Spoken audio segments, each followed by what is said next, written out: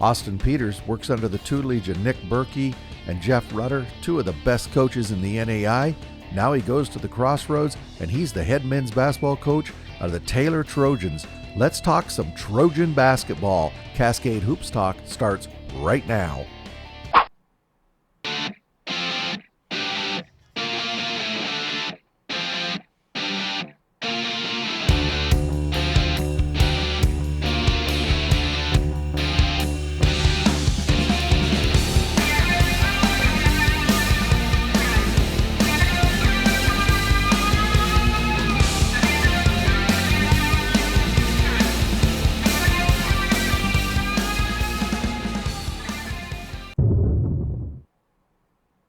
Hey, Austin Peters, as we said in the intro, has a great resume he brings to Taylor University.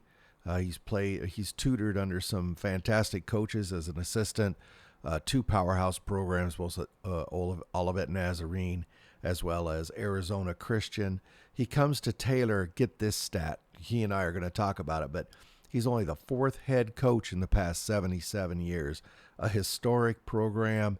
He's brought over Tanner Karp as well to help him as his assistant. He's put together a good team. His recruits have been strong recruits. Look for Taylor to make a little bit of noise in that Crossroads this season. He has 6 underclassmen, average 15 minutes or more, who are coming back. We talk about that quite a bit. But he's got some wind at his back. So let's take a listen to Austin Peters, the new head coach at Taylor University. Cascade Hoops Talk, Billy D. I got Austin Peters on. He's the new head basketball coach, the Taylor Trojans there in the Crossroads. Austin, number one, congratulations on the new position. And number two, thank you for being on the show. Thanks, Billy. I've been listening to your show for years, so it's kind of a cool moment for me to actually be interviewed on your show now, because I've been a follower and a fan for several years. So I appreciate you taking time. So you're the one. You're the guy. Never mind. Sometimes, though, all joking aside, sometimes I sit here and I do this show, and you're just doing it at a computer and you put it out, and sometimes you wonder, does anybody ever listen? Honestly, because it's there's not a whole lot of feedback in this. But anyway, thank you very much. I appreciate that.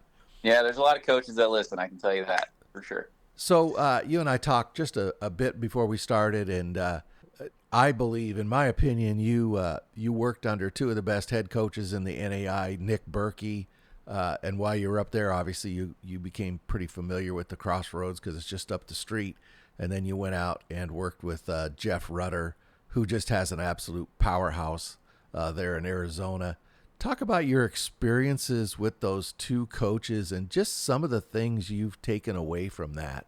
Yeah, I don't know what I did to deserve it, but God has just blessed me so much with great God-fearing men as coaches that I've worked under. And I got my start in this business working for Bryce Drew at Valparaiso too. He's another guy that I've learned a ton from, and he's been a huge mentor for me. And Coach Berkey, Coach Rutter, they're guys that I learned so much from. My 2 years at Olivet were really special. I graduated from there. That's my alma mater. And then being a coach there during 2 years where we had a ton of success and a lot of good players that were there that I was fortunate enough to work with and coach. And yeah, it was just a great 2 years. Met my wife during that time too. We got married. And so, yeah, just it was a really fun 2 years. And I learned a lot from Coach. We still talk probably once a week, and even sometimes more often. And he's a great friend, great mentor. And then, yeah, I mean, the last couple of years at Arizona Christian were super special. Obviously, Coach Rutter has built this powerhouse, like you said, and I think he's probably, without a doubt in my mind, the most underrated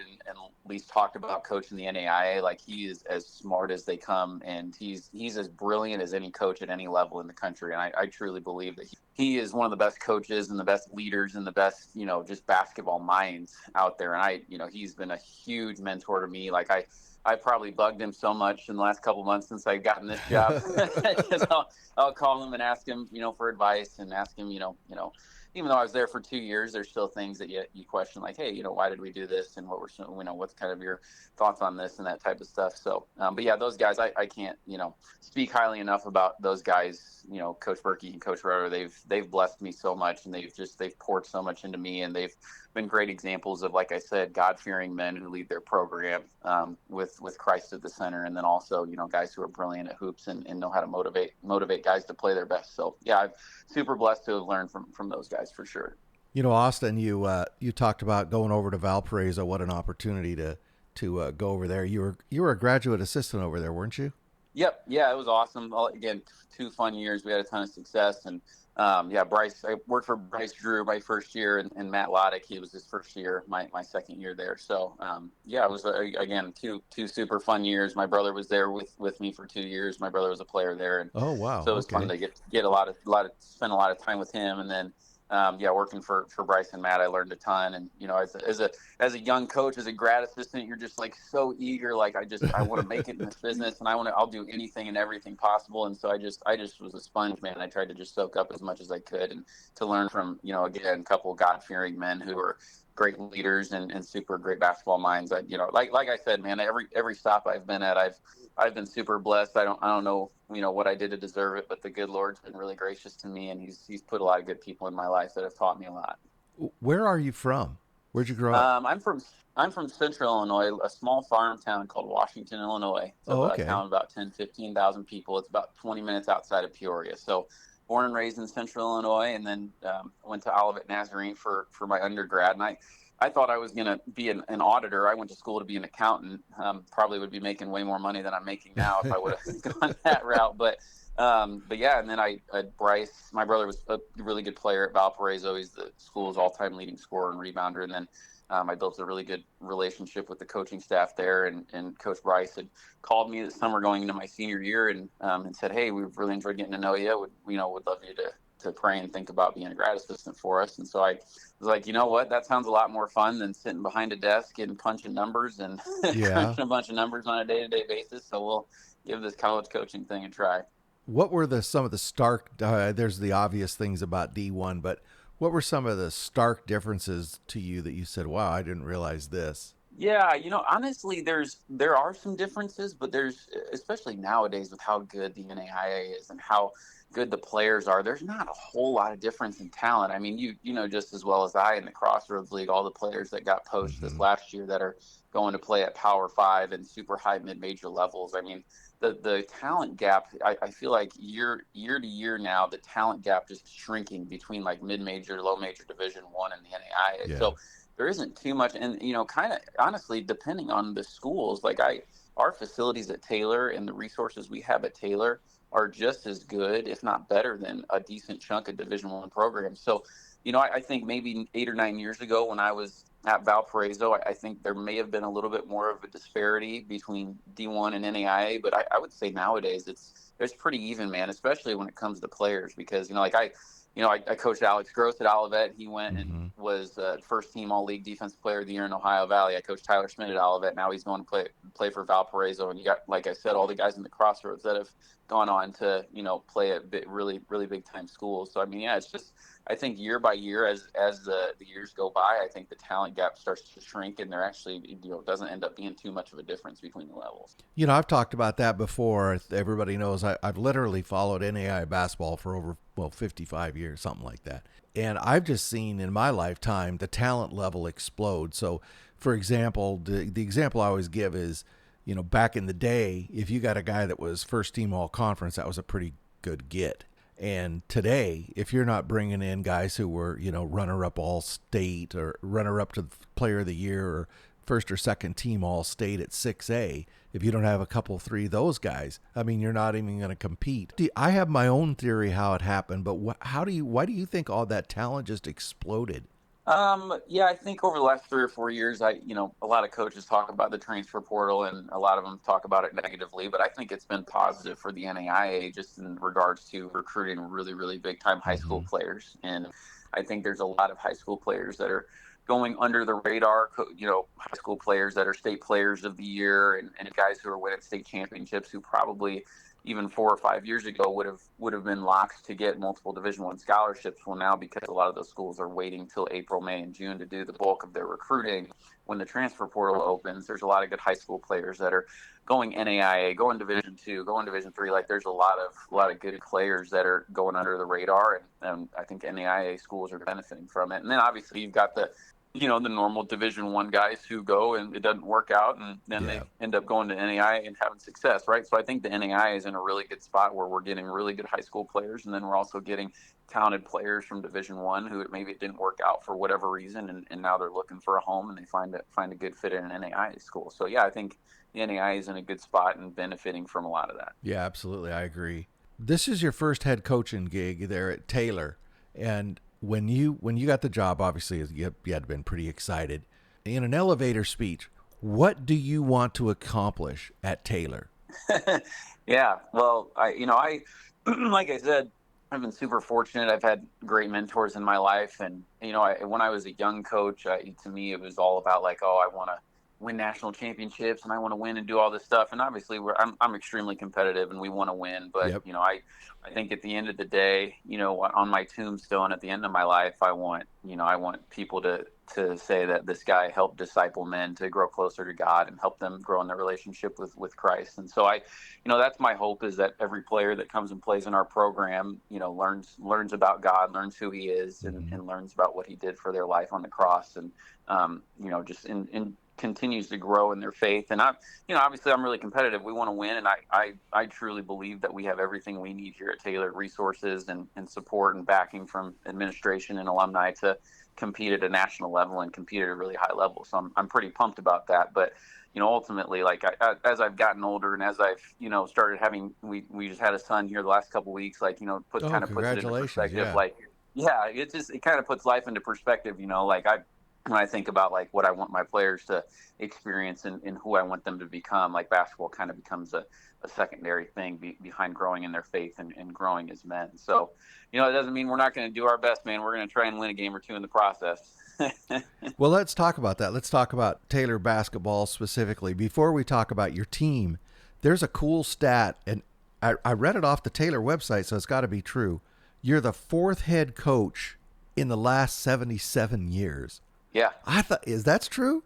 Yep. I'm the fourth head coach in the history of the program, which every time I say it to recruits and families and, my friends and my family, like it's crazy to me. Like it just blows me away that I'm the fourth head coach in the history of the program. I think that people don't realize right now that like Taylor is one of the most storied and tradition-rich programs in the NAIA. We're 12th all-time in wins, and we had this 60-something year period where we had two coaches who were legendary coaches. I mean, coaches who are top 10, top 15 all-time in wins in the NAIA, and Don Odell and Paul Patterson. And to me, to follow in the footsteps of guys like that is a huge privilege and an honor to me, to be at such a tradition-rich program that has had a ton of success and won at a high level over many years. What a great foundation to build on. Let's talk some Taylor basketball, and then we'll talk some Crossroads. You have, by my count, at least 6 underclassmen coming back who have played more than 15 minutes a game. I think you said to me just before we started, you have the most returning minute. Did you say the most returning minutes in the country? Yeah, the most in the Crossroads. In the Crossroads, thank you. Minutes per game returning in the Crossroads. Yep. You definitely hung on to all these guys. Everybody's coming back. The leading scorer last season, Caden Furman, he's going to be a senior this season, 14 points a game. Talk about him. Yeah, Caden's had a really, really good summer. I've really enjoyed getting to know Caden, and I sat down with all the guys in our program like the first 2 days I was on campus when I got this job, and just chatted with them about kind of how I see their game and kind of how I've evaluated them. And Caden took everything really, really well, and he's really embraced all the things that I've given him, good feedback on. So yeah, he's had a really good summer. I think he's in for a big senior year. I know he wants to make this a very special year for not only himself, but for our team. I think he really wants to go out on a really high note from a team standpoint and stuff. He's a 1,000-point scorer. He's, had a bunch of individual success, but I think for him, like it's really important for his last year. He wants to have a lot of team success. And yeah, he's busted his tail, and he's had a great summer, and I've been super, super pleased with him, and I've been really enjoyed getting to know him as well.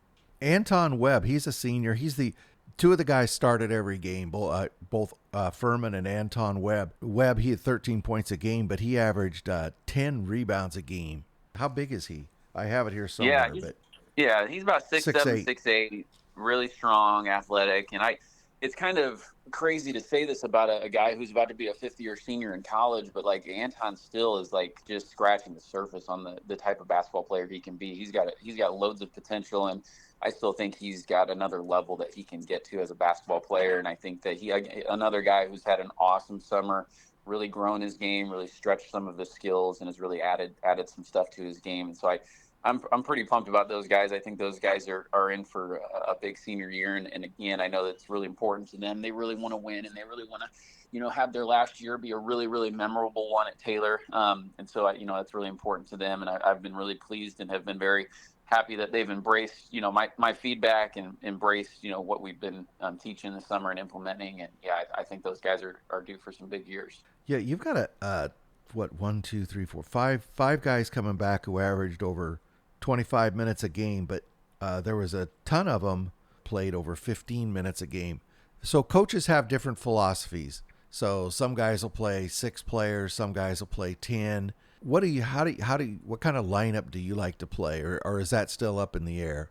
Yeah, obviously my first couple months here, I'm still evaluating and getting to know the guys, and I've seen them a decent amount this summer, which has been great. But I still want to take the first, several weeks of practice to evaluate and continue to see what they can and can't do and all that type of stuff. But I like versatility. I think especially when you get to Kansas City and when you play against the best teams in the country, which I'm sure we'll talk about the Crossroads. It's Yes, we just a will. loaded league, and we've got 1 through 10 of some of the best teams in the country. So going night in, night out against all of these teams who are, extremely talented, like you got to have versatility. You got to have the ability to adapt and play to different personnel and stuff like that. So, I like having versatility on the roster, and I like being able to mix and match and maybe change some things up and kind of, do things that way. So, yeah, I'm still kind of getting to know the guys, still evaluating them, and we'll kind of see how the rotation plays out come October 25th when we play our first game. But yeah, I'm excited. I think we've got some guys who I think we got a good core group of guys coming back, and then we've got a decent chunk of guys who are really close to being guys with consistent roles and guys who can consistently bring something to the table that impacts winning. So I'm kind of still sifting through that and trying to see who are going to be the guys that are going to break through and continue to carve out a consistent role in our lineup. Without giving away all your secrets, can you talk about kind of your general basketball philosophy? Do you like to play fast? Are you guys going to crash the boards? Are you going to get back and stop layups? I mean, what's I kind know of your you're friends with all the other Crossroads coaches, man. I can't give you any of my secrets. I listen to all them coming on this podcast. You're going to give them all away to them. Yeah, they No, trust me, they're not relying on me to get anything. My hope. This is going to kind of be a kind of a cheesy answer, but I truly believe this. My hope is like when you watch Taylor basketball, you see that 3 things: we're tough, smart, and unselfish. Like we play really tough. We're really hard to score against. We're really hard to keep off the glass, and then we play really smart. We cut well. We screen well. We do smart basketball plays, and then we play together. We play unselfishly, and we can share the ball. So I know that's kind of vague, but No, that's not cheesy I at all. those are, No. yeah, in my experience, like if you commit to being tough, smart, and unselfish, like good things will happen and success will find you. So that's my hope, is that anybody that watches our program, anybody that watches our team on a day-to-day basis, that's what you take away, is that that's a tough, smart, and unselfish basketball team. So let's talk about the Crossroads. Like I said at the outset, it's arguably the best conference in the country. You look at it, as you said, top to bottom. Just talk about your initial view of the conference now that you're up close and personal. Yeah, it's coming from the GSAC, which is a really really good Mm-hmm. league. It's had a lot of turnover recently, and there's been a lot of teams coming and going. So I think now that the GSAC's kind of had a lot of turnover, I think the Crossroads League is by far and away the best league in the country, and it's not even close. It's a murderer's row night in and night out. I think when I was researching for this job, you've got 5 out of the 10 teams in the conference that have won a national championship at some point, and then I think there's a couple others that have made a Final Four and had really successful teams as well. So it's just night in and night out, you got your work cut out for you. And there's, I mean, you just elite coaching. I mean, coaches that are in the crossroads that, could coach circles around a lot of Division I or Division II coaches, right? Like, it's just, there's a ton of great coaches, tons of great players. And, I wouldn't want it any other way though. Like, as a coach, as a competitor, like, you want to compete against the best, you want to beat the best. Like, that's how you want it as a competitor. So I'm pumped about that. And obviously, I know I'm in for a lot of sleepless nights. I know I'm in for a lot of stress-filled evenings and in Odell Gym and Lucky Arena and all these other places that we got to go play. But I'm excited about it too. It's a great league, and to be a coach in this league is a privilege and an honor. And so hopefully we can get this thing turned around and get to where I believe Taylor basketball can be. One of the things, and you'll appreciate this coming out of the GSAC, Crossroads is pretty compact. It's some like, well, you just mentioned Lucky Arena. I mean, you go 20 minutes down the road, you go past Taco Bell and Cracker Barrel, and you're there, and literally, and I'm sure that's a place you'd love to win a few games. But Grace is just down the road. Huntington's right over there. I mean, Bethel's just down the highway from you. The road trips are not bad, are they? Yeah, my wife was pretty excited about that. When I was interviewing for this job, her research was, "Oh yeah, you're not going to be gone for 4 days at a time on road Exactly. trips." Yeah, no, it's good, and I think for us, like in our non-conference, we're going to try and play some games. Like, we're going to go to Arizona and play a couple games down there at Arizona Christians Classic to start the season, and so we'll do stuff in the non-conference to try and get out. We'll go on a team retreat and try and spend a couple of days where we're getting that team bonding and building relationships and building camaraderie in our team. So yeah, no, the travel is nice in the crossroads. But yeah, like I said, it's a murderer's row, man. It's a big time league, and there's going to be a lot of nights where we're going to have a lot of battles, and like I said, hopefully we can come out on top and be on the winning end of some of those. That's cool, though. You get to take the guys out to Arizona. I'm going to get to see Coach Rudder and his team in preseason. They're coming up to Oregon Tech. I'll be able to go down there and cover that game that weekend. I'm really looking forward to that. That'll be I think I can't remember. I think that might be the first trip for Arizona Christian into Oregon Tech. But anyway, that'll be fun. So you're going out to Arizona. What else are you looking at in the preseason? Yeah, we'll go play an Arizona Christians Classic. We got La Sierra College and Justice College there, and we'll Mm-hmm. spend a couple days hanging out and just spending time together. And maybe we'll do some fun stuff while we're out there too. And then we come back home. We've got a 3-game homestand.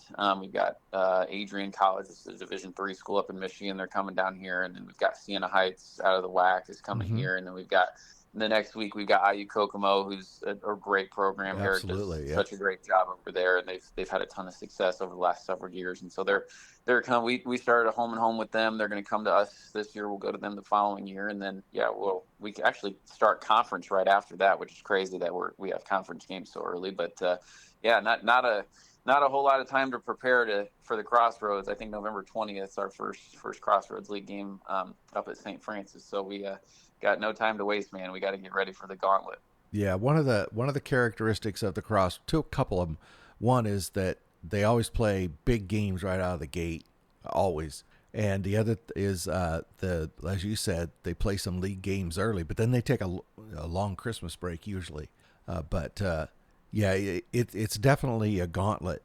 I want to ask you about you and I talked before we started, but Tanner Hike, who had been at Bethel, you got him to come down there with you. He's a guy I respect immensely. Talk about his addition to your staff. Yeah, he's awesome. He's been a huge blessing for me these last couple months. Obviously my wife and I moving 2,000 miles was a big deal, and then we just had a little one a couple weeks ago. So we've had a busy summer with us, and Tanner jumped right in, and he's been super helpful. He's a grinder, he's a workhorse, and he's awesome. And then we've got another assistant who's starting with us next week, Colton Rapp. He's coming from Treasure Valley Community College out in Oregon, out your Oh, way. So yeah. so yeah, we're adding him, and I'm pretty pumped about having both those guys because they're both really hard workers. They both love Jesus, and they really, really are passionate about helping disciple young men and helping them grow in their faith, which was really important for Yeah. me in putting together a staff. I wanted to make sure we had guys who were bought into the mission of Taylor and bought into the mission of our program and stuff like that. And those guys are, and helps that they're super smart, super bright. They're great recruiters, great relationship builders, and all that good stuff is a plus as well. So I'm pretty pumped about our staff. They're I'm pretty pumped to get those guys here next week and get it going. Treasure Valley had just an amazing season last season. Coach James did. So Coach, he's moved on, but he's a College Idaho guy. He did a really, really good job there at Treasure Valley. He's the real deal as well. But Tanner really brings you kind of instant crossroads intelligence, right? Yeah. Yeah, and that was a big thing for me. Like, that was a big reason why I hired him. In addition to all those other things I mentioned, like just having a guy who has been in the crossroads. Tanner's a relentless studier, and he's a relentless learner. Like, he's always studying, he's always asking questions, and he's always trying to learn more and stuff like that. And so the fact that he comes from a Crossroads League school, and he's done a bunch of research and studied the Crossroads League the last couple of years, like that was huge for me, and a big reason why I hired him. Coach, in your mind's eye, have you seen yourself walking into Lucky Arena or pulling up to the Mock over in Winona Lake, or going over to Bethel and walking in that historic gym? Have you just imagined that a little bit? I haven't yet, because I'm still trying to, sleep a little bit better at night. I'm still trying to, I'm not trying to, I got enough to stress me out. I don't need that to stress me out even more. So yeah, we're focused right now on how we can get a win on October 25th against La Sierra. And I know that that time will come when we gotta figure out how to take down the Titans of the Crossroads that have been dominating the league the last several years. Those days will come. We'll worry about that when it gets here. I know if I start worrying about it now, I'm gonna just add a lot more stress to my plate. Coach, why don't you tell the folks around Upland and in the Taylor Trojan community what they can expect from Taylor basketball? Yeah, like I said earlier, anybody that watches us, I hope that you see that we play tough, smart, and unselfish. Like that's been our message to our guys every day. And since the first day I got this job, I told our guys, like, I'm focused on one thing, and that's how can we get better every single day. And I'm really pleased with the guys. Like, they've embraced that this summer. Like, we've had a great summer, our team, and on an individual basis too. Like, all of our guys have had really good summers and have gotten better and have embraced the message of being tough, smart, and unselfish on a day-to-day basis. And so, yeah, that's my hope. That's my goal, is I hope that all of our players learn more about Jesus and learn more about what he did for them on the cross. And then I want everybody to see that we play tough, smart, and unselfish. That's my goal. And I hope that when you watch Taylor basketball this year and going forward in the years to come, that's what you take away from it. Well, Coach, I really appreciate you taking the time this morning to talk to me, and I look forward to getting you on the phone in the middle of that Crossroads season, maybe after a big win. But we'll stay in touch. Yeah, for sure, Billy. Thanks again. Thanks for all you do for NAIA hoops. And yeah, like I said, it was when you reached out, it was a pretty surreal moment for me, because I've been listening to all these great coaches come on your podcast for the last several years. So it's awesome. It's an honor to be on here. And yeah, thanks again for having me. Oh, it was my honor. Thank you very much. That's Austin Peters. He's the head men's basketball coach, Taylor University, the Trojans. Thank you, Coach. Thank you. Hey, thanks a lot to Austin Peters and to Taylor University for giving us the time today. Really appreciate it. If you're anywhere around that Upland area, get out and support these Trojans. It's going to be an exciting season. Remind everybody, if you have any questions for Billy D, just shoot me a DM on Twitter or send me a note on CascadeHoopsTalk@gmail. We'll get those questions answered to the best of my ability. Until then, enjoy the rest of your summer. This has been yours truly, Billy D. Thank you very much for supporting our podcast. Please like and subscribe. Get out to your local NAIA school, because NAIA basketball is the best entertainment value in America.